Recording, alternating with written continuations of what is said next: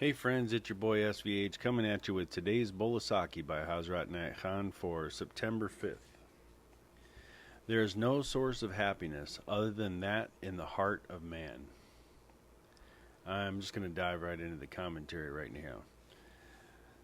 Man seeks happiness and pleasure, and joy, but these are only shadows of happiness. The real happiness is in the heart of man.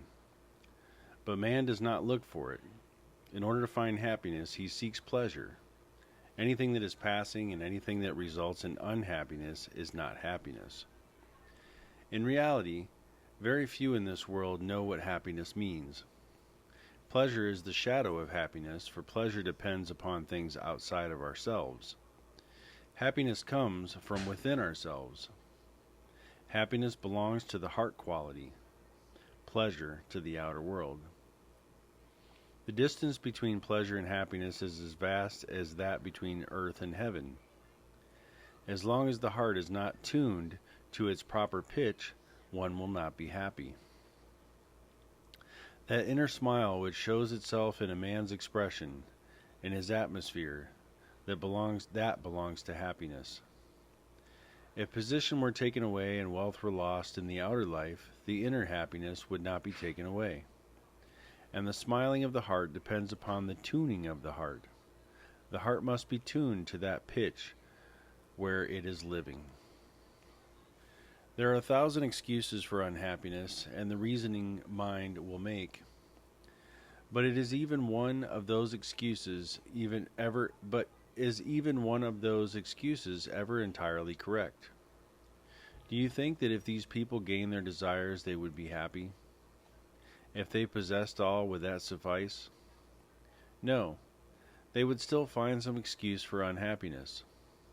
All these excuses are only like covers over man's eyes, for deep within is the yearning for the true happiness, which none of these can give.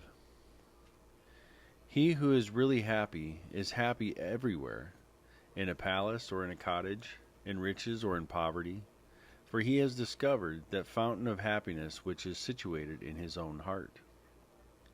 As long as a person has not found that fountain, nothing will give him real happiness. If there is any source from which one can get the direction on how to act in life, it is to be found in one's heart. The exercises of the Sufi help to get to the source where one can get the direction, the right direction, where there is a spark of this spirit of guidance. Those who care to be guided by the Spirit, they are always guided, but those who know not whether such a spirit exists or does not exist, they wander through life as a wild horse in the woods, not knowing where it goes, why it runs, why it stands. It is a great pity to be thirsty and remain thirsty when the spring of fresh water is within one's reach. There can be no loss so great in life as having the spark glittering in one's heart and yet groping in the darkness through life.